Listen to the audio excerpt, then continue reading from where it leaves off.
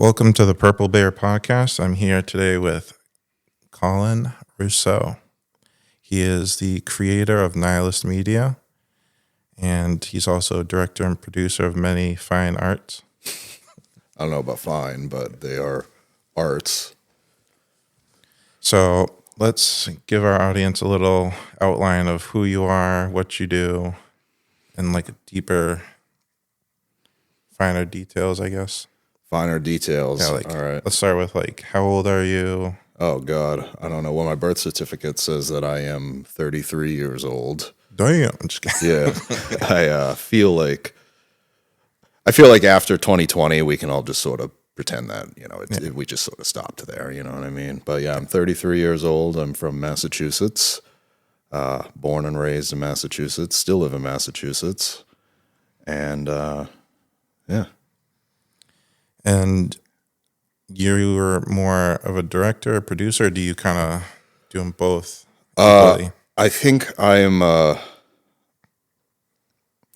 started out, I guess, as a director, which, in film school, everybody says that they're a director. And then you kind of you figure out you have to have a niche or an angle or something to be able to actually get work.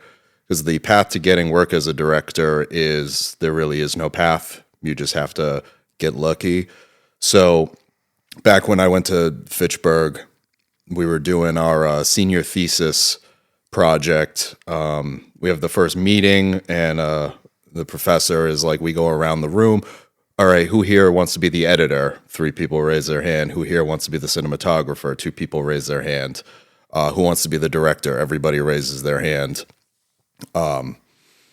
And I think in that moment, I realized she didn't write down assistant director on the thing. So immediately I was like, Mary, can I be the assistant director? And because everybody is then going to have to argue why they should be the director, why they should be the cinematographer, everyone's like, yeah, well, fuck the AD. The AD is the one that runs the show. So from that moment, I was able to, assistant director is kind of an in-between line producer and director. And that's how I started to get work. On student projects, because nobody thinks of the AD, but the assistant director is the person with the clipboard. They're talking to the actors, they're talking to the crew, they're trying to keep everyone on schedule. They're the one telling the director to hurry the fuck up, which is a fun little thing in and of itself. So I start as a director, then I become an assistant director, which I'm actually able to occasionally get paid for. From there, I start Nihilist Media, so I become a producer, which is just as simple as saying, hey, I'm a producer. Like with director, everybody's a producer. Then I start, what the fuck am I supposed to make, right? Well, I need scripts, and it's like, shit. I guess I was always a writer. I was always good at writing, middle school, high school, college. Started out as an English major, so I could write, but that's the most time-consuming thing, and I didn't really accept being a writer until the last couple of years. So now I'm a writer, assistant director, producer, and then we shoot our first film, and it's like, all right, cool, yeah. Now what the fuck am I supposed to do? Oh shit, someone's got to edit this thing. Find an editor. Well, How do you find all these people that work on your films? Is there like a Facebook? There are social media things. I've never really used them to much success. You can definitely find New England has a film community that I've been a part of for years, and I think we're making a lot of great stuff. Hate that word stuff. I apologize. Making a lot of great content. No, I'm just kidding. Making a lot of great arts and cinemas and films. Which, I mean, you saw at the Guardian premiere, a lot of local work. But for me, it's just a matter of getting your ass on set, which, like I said, AD is the one that served me the best. Mm-hmm. Meeting people, when you're on set for 12 hours every single day. It's a bonding experience. And you meet people that you vibe with that maybe like the same type of movies as me. The more you do it, the more you start to get, kind of sick of certain types or whatever, as an assistant director, you get hired to do a project and it's like, cool. Now, if you could just send me the shot list so I can kind of break this down, and then like the director's like, yeah, I'll have that tonight.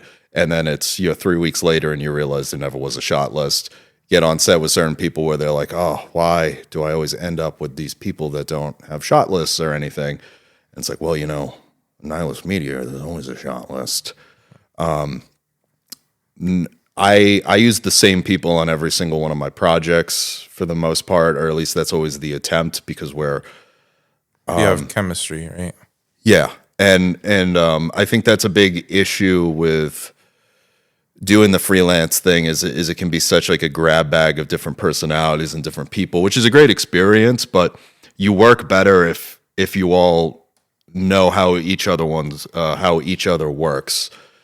So I Nihilist Media started before I was a producer with my friend Marissa.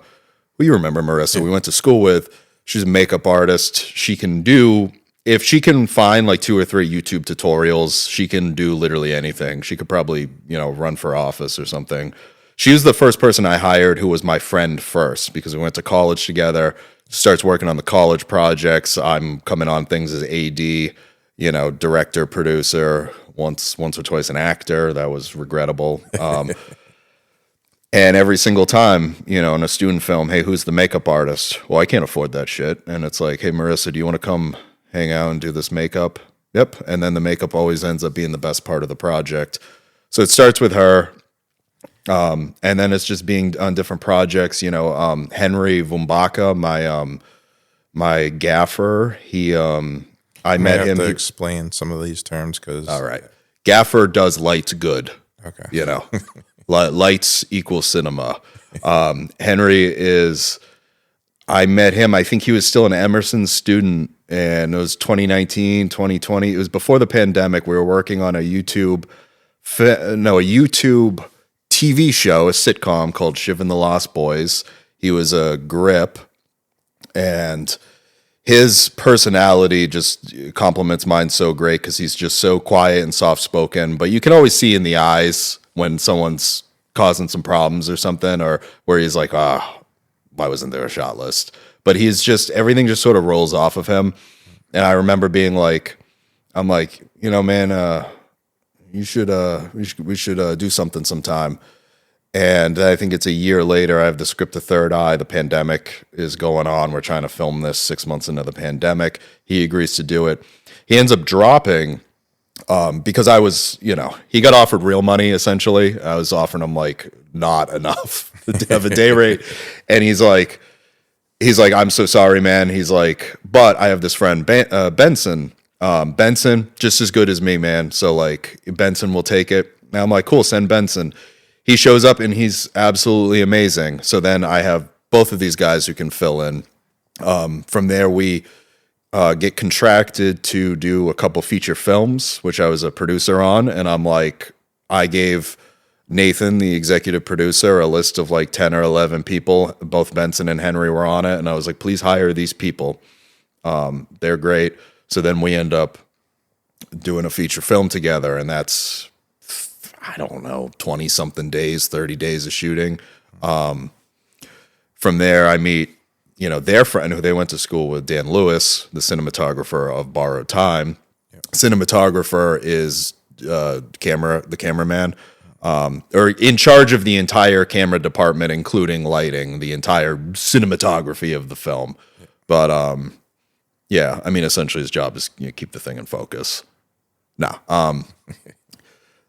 And then Dan and I work really well together. Another guy where everything just seems to roll off of him. But with Dan, it's like, once you know like what to look for, you can see the rage, because he's just like, yeah, man, no, we chilling. We're on time.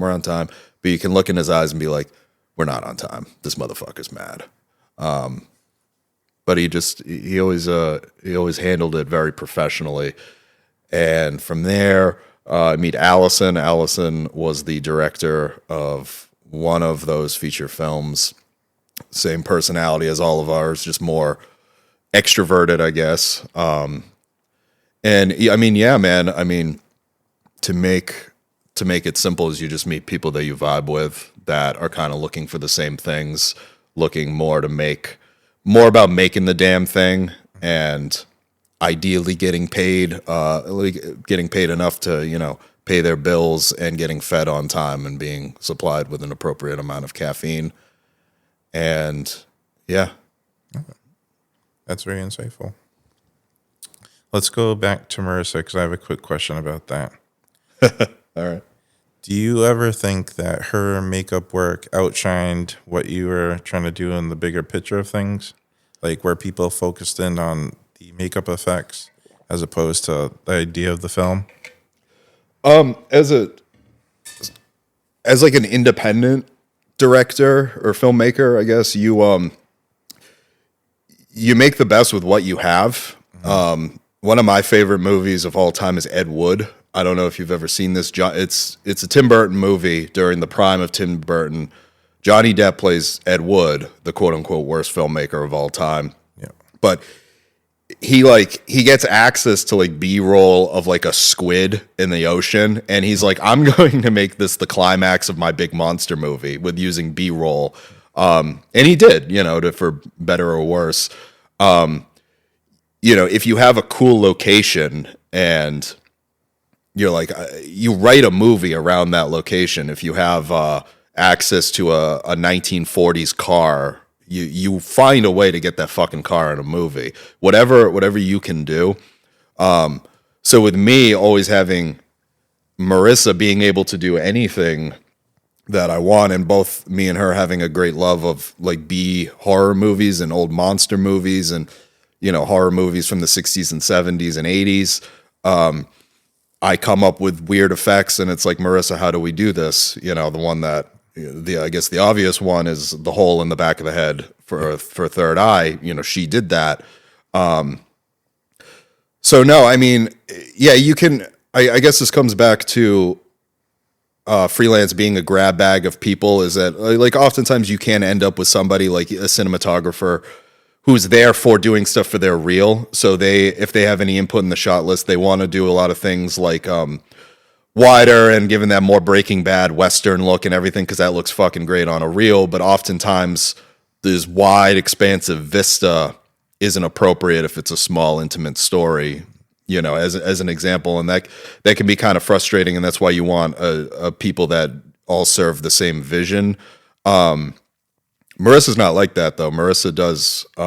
We collaborate exactly on what I'm looking for, and she very rarely even has follow-up questions. But I mean, to answer your question, is I write things specifically to try to highlight different people's talents and everything. Another one, obviously, is Chris Salvi, the actor that I work with all the time. When I met him, I wasn't too into, well, everyone likes gangster movies, obviously, Goodfellas, Pulp Fiction, Godfather, but I wasn't super, super into them. But I'm like, all right, well, I have this literally insane Italian man from the north side of Boston. I'm going to work in some gangster stuff, So no, I mean, as an artist, you take what you have access to, and you sort of try to shape your story around it, Okay. Let's talk about nihilist media. So I had to look up the definition of nihilist. No, okay. So that is you don't take into religion or morals, right? You just completely believe that it's nothingness. I mean, just by the definition. Yeah, so I guess nihilism is like a philosophy. Mm-hmm. So like any sort of philosophy, like Stoicism or Epicureanism, I mean, even Christianity is a philosophy. Christianity, I guess, is a good example. Different people have their different interpretations of it. The teachings of Christ. A lot of different types of Christians, different types of people behave differently, have their own interpretations. Nihilism to me, it's not like dogmatic. It's not like religious. It's I don't know. I think when I was in high school, I loved the films that high schoolers love. The Dark Knight came out in 2008, I think. And I was a sophomore or junior in high school. And reading about like the Dark Knight and stuff, even on like the Wikipedia pages, because I'm old, where you want to learn something, you went to Wikipedia. We didn't have subreddits at the time, and talking about like what the Joker represents in that film is like there's a huge aspect of nihilism, and I'm like, what is that word? How do you even say that word? And then it's like, okay, and then I watch Fight Club again because I'm in high school, and I'm like, well, this is the greatest film ever made, and I'm reading about Fight Club, and Fight Club deals with the philosophy of nihilism, and I'm like, oh, there's that word again. That's interesting. And then I get into a lot of 70s films, and my biggest influences are films from the 1970s. That to me is my golden age of film and probably music. And it was a very nihilistic time in America, you know, in Vietnam, post-Vietnam, and obviously the Manson killings, how it just sort of decapitated the very optimistic movement in the 1960s. So you get films like Taxi Driver, Clockwork Orange, and it's like, what the fuck, man? Again, in high school, you're like, these films are incomprehensible. And again, reading about it, there's that term again, nihilism in film. And then, you know, I mean, I don't know, I'm 25 and I'm thinking about, you know, maybe starting my own thing. And it's like, what are the films that I like? And I'm like, what are the films that I want to make that kind of influence me? And it's like, well, Clockwork Orange is an easy one. Taxi Driver is an easy one. Apocalypse Now. And then it's like, yeah, and then, you know, Fight Club, American Psycho, you know.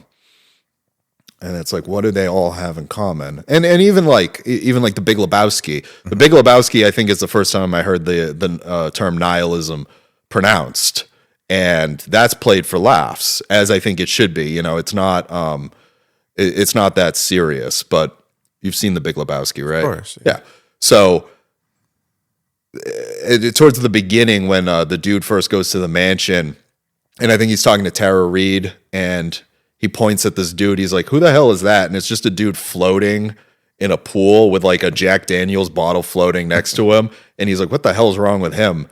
And she's like, oh, he's a nihilist. And it's hilarious. And again, the Big Lebowski is this big thing about kind of the 60s movement, you know, failing. What if the beatniks failed, the bums failed? That's what the Big Lebowski's yelling at him when he leaves.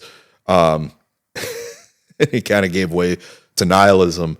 I mean, I don't take it that seriously, but I was like, yeah, there's this through line of all these different types of movies that I love. And not just movies, but I mean, you know, the fucking grunge movement from the 90s, which came out of the American hardcore punk movement of like the 70s and 80s, which is, you know, the hardcore punk movement. That's the kids left behind in Reagan's America, the people that weren't doing well and they were pissed off and they were oppressed. Nihilism was a big theme through all of that. And I don't know. I mean, I needed a name, and the idea of nihilism, I think, pops up in all the things that influence me, and then whether on purpose or not, pops up in all the things that I write and I try to create. So yeah. So I know you own Nihilist Media, but do you like sign people underneath you, or is it like everyone's a part of the conglomerate? Yeah. So I have my own sort of opinion of leadership, and I think that I really like dislike how much credit the director and the producer get on a movie, because we're not painters. And even somebody like David Lynch, one of my favorite filmmakers ever, he's like what you call an auteur, or he's what the French would call a fucking auteur, as in a David Lynch movie is a David Lynch movie. There's nothing else like it. This is a man who has such creative control in almost every single facet of what he's doing. But David Lynch movies would not be, they would be nothing without the actors, without Kyle MacLachlan, without Laura Dern, like Naomi Watts, whoever the fuck is doing it. You know, Twin Peaks would be nothing without Angelo Badalamenti and Mark Frost. And film as an art form is like it's a cooperation. You know, it's you know, the director kind of gatekeeps or not, you know, maybe not gatekeeps, but it's the director is serves the vision, but it's their job just to make sure that every single person knows what's going on, and that everybody's working towards that vision. I guess that comes back to the cinematographer is on set for a day trying to get stuff for their reel or whatever, versus someone who's like, is that appropriate for this film? Literally, to answer your question, Nihilist Media is an LLC, and I have 1099 employees, so they're contractors, which is, it is what it is. Well, what was the other aspect of that question? Like, who are the faces of Nihilist Media besides yourself? Well, the face is Chris Salvi. Okay. That is just one of the most beautiful looking actors I've ever seen. Genuinely, he's the guy who you can just throw out there and he can just do the whole game. He can just do the whole goddamn thing. But yeah, I mean, it's a collaboration. It always is. Like with Marissa, I'll get 10 photos of inspiration and kind of talk about the effect that we're looking for, and like she may have a single question, but she's like got it. But at the end of the day, she's gonna like do the thing as it makes sense in her brain, and my job is just to take the idea that I'm having and convey it to them to the best of my ability.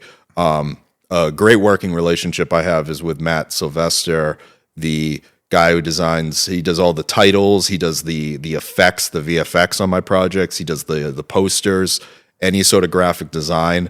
I try to get, whenever I'm explaining something, I try to have like the vision 90 to 95% there. I want to be able to see it pretty clearly, but I am not a graphic designer. I don't design film posters and everything. I'm a filmmaker and I love movies. Anybody can imagine a cool movie poster, right?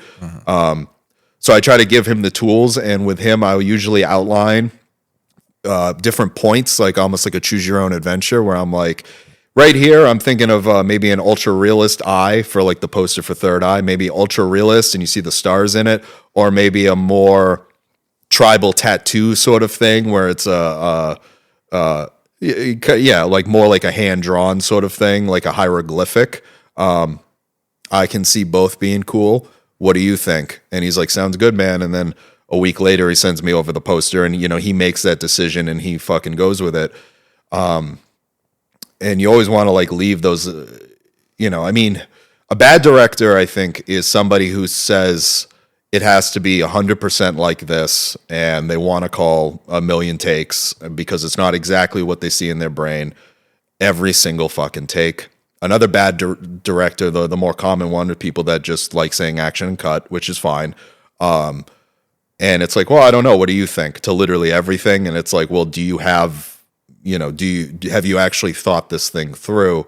I think a good director is kind of like in between that, where you have a very specific vision, you make sure that everybody knows it, you make sure that everybody's sort of pulling the rope in the same direction, but you leave room for people to kind of do their own little thing with it, because a director is somebody who's overseeing the ship, but they're maybe not a master of anything. Actually, they can just be a generalist, which is sort of how I feel about myself. I don't know music. Everybody knows music, and when I write something, I already kind of have an idea in my head, but I have to sit down with the composer and kind of walk through different sort of things. But a composer, say like Totem, right, who did Totem and Eric did Dead Gods Are the New Gods. They did Borrowed Time, and Totem also did the score for Third Eye.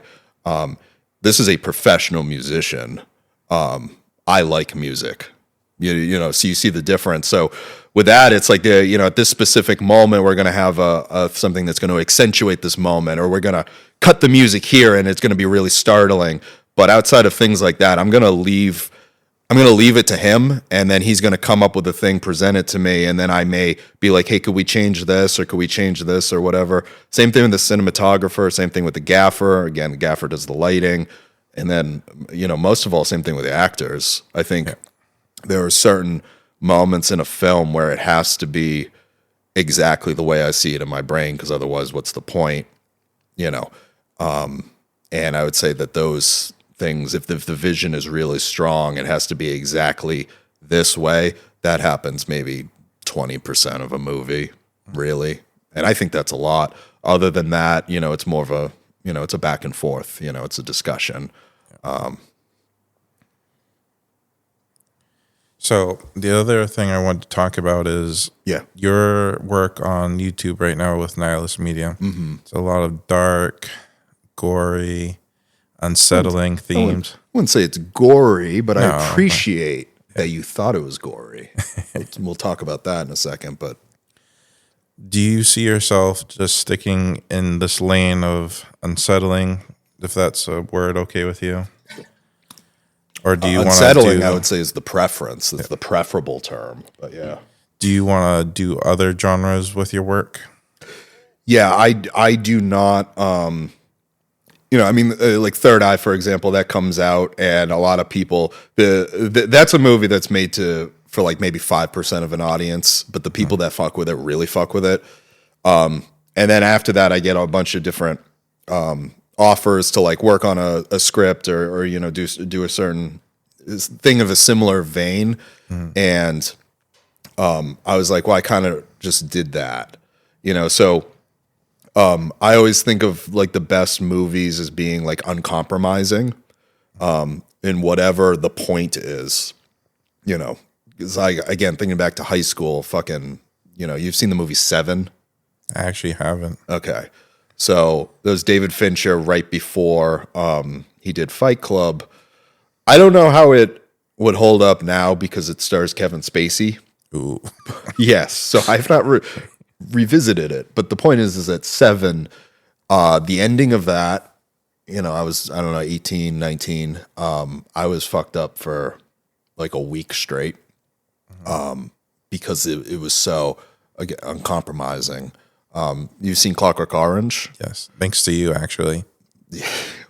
I'm so sorry. Clockwork Orange is a movie that just is uncompromising from like the opening frame. And the first time I put it on, I'm like a teenager.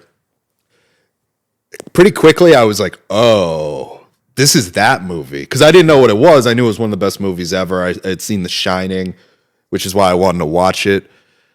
But I was like, oh, this is going to be that movie with all that rape. And I'm like, do I really want to watch this? Like, all right. And then, halfway through the movie, I want to turn it off because it's so unpleasant, but I couldn't. And I think that's the essence of a great story is you need to know what happens even though you hate it. For me, and it's much more apparent on a rewatch.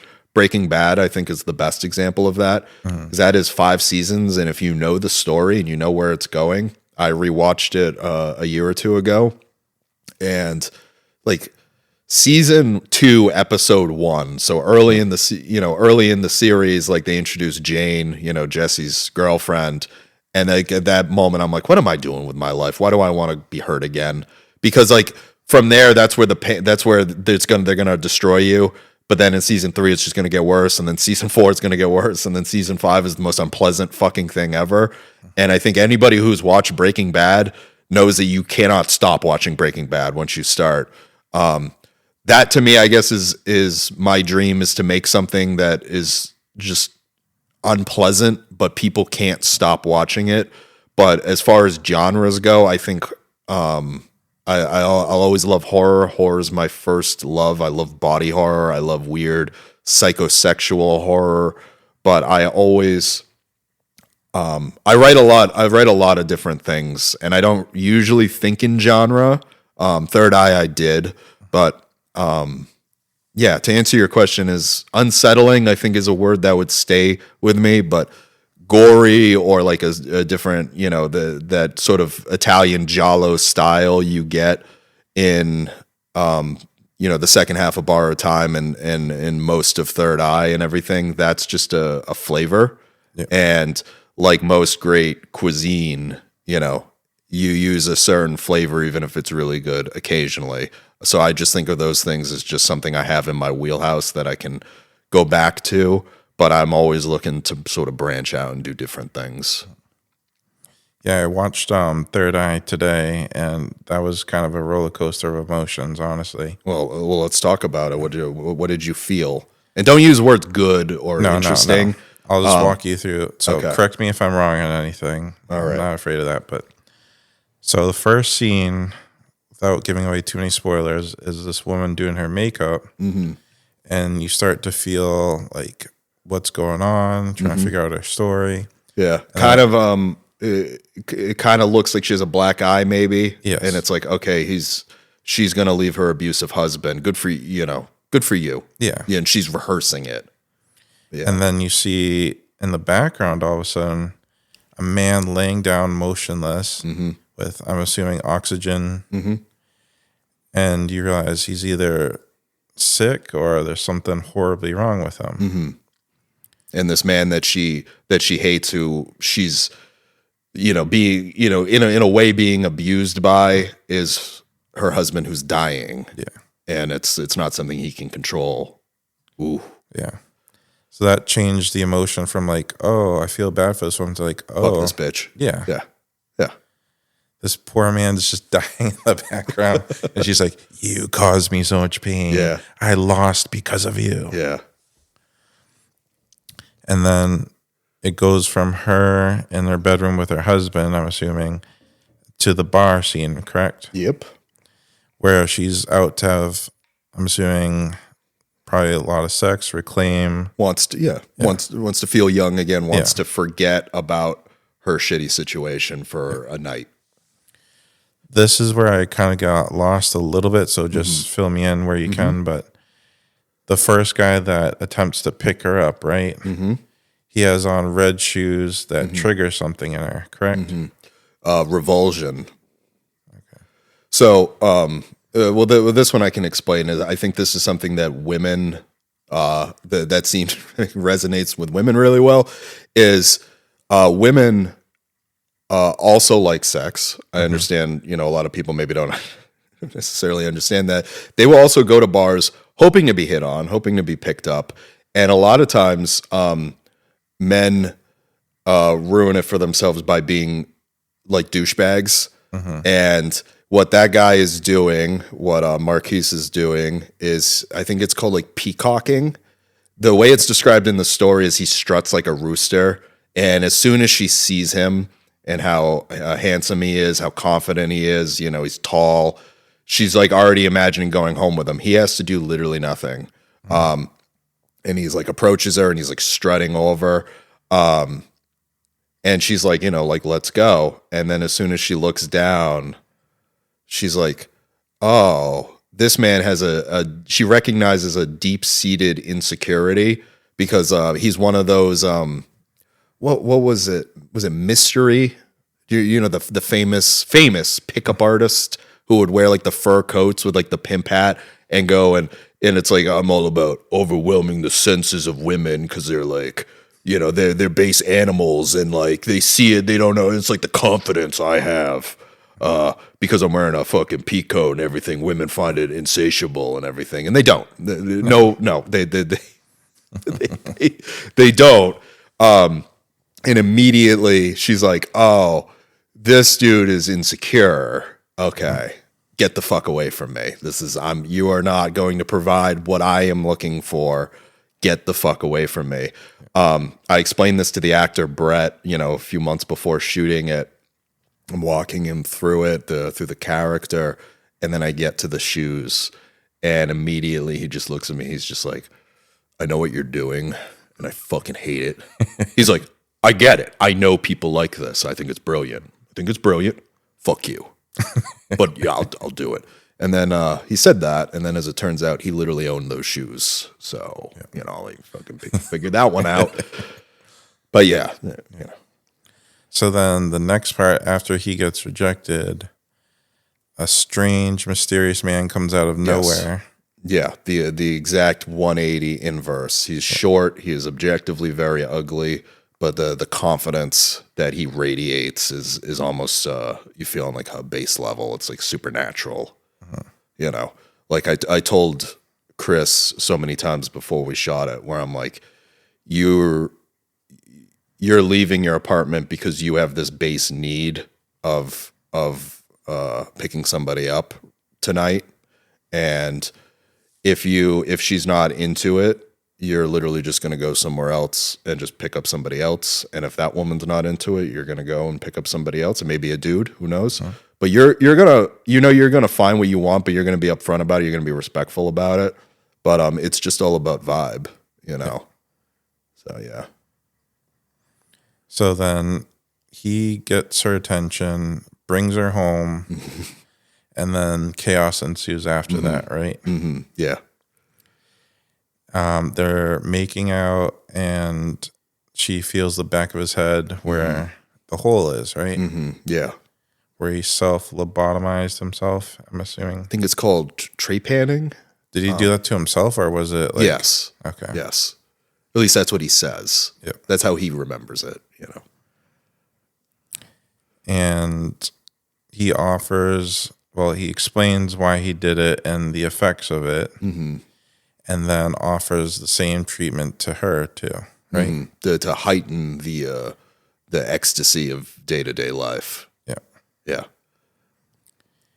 And then at first she rejects it, right? Yeah, she's disgusted. Yeah. Revolt. I mean, how would you respond? Yeah. You know. Freaking hole in someone's skull. Yeah, that you felt. You felt it. Yeah. So yeah, that was very unsettling. Yeah. But he's treating the whole thing like a seduction, like push and pull. It's flirting. It's playful. So then eventually she succumbs to it. But what got me, and I don't know if this was you trying to add a comedy effect to it, where he calls her out because she's like, I have a dying husband at home. Yeah, she gets she gets honest, you know, the veil sort of falls away. But I mean his whole thing is he's just sort of flirting. It's a seduction, and like he knew from the beginning, like that was what she was looking for on that evening as a performance. This is a very alternative dude. This is a dude who lives on the sort of the fringe of society. Shaman. Yes, yeah. And has sort of his own brand of ethics or whatever. And yeah, I mean we all know people like this and everything. He's just, you know, drugged out, and is just you know, it's like he sobers up almost and was like, yeah, what the hell are you doing? Yeah, I mean he has his own set of beliefs and everything, but we see him as just like a crazy person. But then when she reveals like what she's doing, he's disgusted because he's like, you're cheating on your husband? That's horrible. Why would you ever cheat? You know, and it kind of offers that sort of commentary of, you know, what, you know, who's more fucked up in this situation. Because he's like, I did this to myself. I chose to do this. This is awesome. And everything with Magpie is it comes back to consent. She can leave at any moment. You know, it has this uncomfortable feeling like a slasher movie, like, this guy's going to butcher her or something. And that's kind of one of the reasons we make her so unlikable at first is it's like, oh, now I want to see her get her fucking head cut off or something. And then it raises the question of who's like the real monster. Is it her who's suffering? Is it him who's just a fucking weirdo, but he's not hurting anyone? Or is it the audience who wants to see some woman get fucking butchered? And it's, you know, it kind of says something about the people that watch these kinds of movies, starting with me, of course, because I love these types of movies, but, you know. And then the detail I forgot to include too, there were scenes of her husband convulsing. And is that him feeling something's wrong and going on, or? Yeah, so I mean, this is like, I'm not ever willing to talk about like what a film means, because like obviously if you care enough to like go through all the horrors of making a movie, like, you know, I think David Lynch said, right, like you make a movie, everyone wants to talk about it, but the movie itself is the talking. But all I'll say is because I mean it's in the thing, is he has brain cancer, a disease of the brain. Does she still love him? Do you think that she still loves him? What did you feel about that? I felt like she gave up on him. like she did her time and cared for so long, but there came a breaking point where Yeah. she's like, I have to get out of here. Yeah. I have to do something for myself. Yeah. Because again, like you get married to somebody and then I think it was 5 years, right? And it's 5 years of taking care of one person. Obviously it's not his fault. And she knows it's not his fault. But he has a disease of the brain. What does Magpie do to himself? He does his own form of brain surgery that increases some sort of enlightenment. So there is a connection between Magpie and the husband thematically that affects her and you know, kind of creates like a conflict within her. And yeah, that's where I'll go with that. Okay, that's fair. Yeah. Was there anything else you wanted to say about that work? Yeah, we shot it in the pandemic and it was a fucking nightmare. But again, like that was, I think day one of that is one of the only times in my, at least as a producer running Nihilist Media, where I went over 12 hours. And that's where it was extremely humbling for me. And it was, it kind of just goes to show like how important it is to have a great team supporting you because, you know, we have 2 days back to back. We shot the first day in Providence in that shitty fucking shithole apartment. And then we have to get in the car and drive up to Lowell to the American Legion to shoot the fucking bar stuff. And, you know, you schedule 12 hours and then it's, you know, you're supposed to then be able to go back to, you know, the hotel or, you know, wherever the fuck everyone's staying and decompress. And you're supposed to have a 12-hour turnaround, right? With this, it's like, hey, this is going to suck, but we're going to shoot 12 hours. Hopefully we can finish early. And then we're going to drive up to Lowell. It's like a 2-hour drive. And then we'll be able to sleep. And then we'll have the, you know, the turnaround. And we ended up stuck in Providence for like fucking shooting for like 15 hours or something. It was awful. So we were shooting in a building that's since been condemned and everyone's been evicted, but it was, I want to say a Sunday night into a Monday morning, and above us was an apartment that seemed to be rented to about 25 different people. And we were using their bathroom at first because, you know, I got the place through friends and they know one of my friends. They know Dana, the art director. But then Dana has to leave at a certain point, and it's like 2 a.m. and we're trying to get all this shit done. And these people just decide, all right, today's the day we're going to do band practice. And they just start blasting instruments and continually people are going up, you know, Marco, the assistant director, just continually going up and being like, guys, like, you're filming a fucking movie right now. And they're like, cool, yeah, well, we'll shut up for like 20 minutes. But we really have to practice. All right, we're the next Led Zeppelin. All right, we really have to practice. And it's like, dude, it's 2 a.m. on a Monday. And then, you know, Tom West, the man who did that lovely dick painting, that was his apartment. That apartment, you're able to like go out on the roof and everything from another area. And he was just out hanging out on the roof the entire time we were shooting. Just cool as hell, super helpful, great guy. But at a certain point, like he did just sort of he took like a barrel and started a fire out there. And I don't know if he was like roasting marshmallows or cooking his dinner. But like we just see through the window, we're like, is the building on fire? And we're like, oh, it's just Tom. All right. But he's out there with like a thing of gas, just like spraying it. And, like, it's like 3 a.m. And we're just exhausted. It's just a fucking absolute nightmare. Absolute nightmare. But then the next day, you know, we end up on set for another, you know, 12-hour day. I think I did make the decision to call it early and we did 9 hours. But, you know, I went around and apologized to everybody one-on-one. And, you know, coming back to Marissa, who's been with me the longest, I explained what I had seen in my brain and the way that I had expected the day to go and scheduling it. And producing and directing is not those things. Since then, I have made separate. You can't have 2 people doing the same thing at the same time.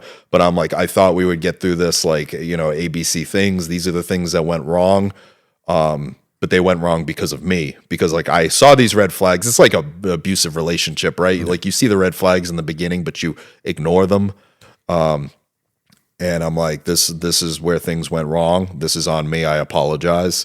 Marissa was the one where she was like, why do you think I'm here? She's like, I'm here for you, you know? And, but everybody's response was like sort of in line with that. And that was a really just humbling and powerful moment that I'll never forget. And that's kind of the thing about, I think, being a producer, being a director, being in any position of leadership, even just being a head of a department, is that you have a responsibility to protect the people underneath you.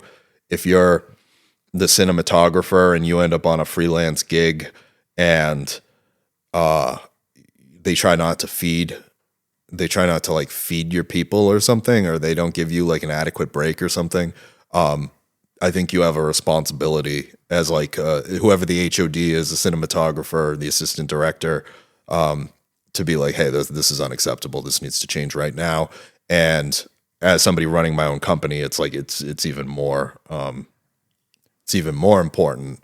But yeah, and I think that was really the low point for my group or for my company.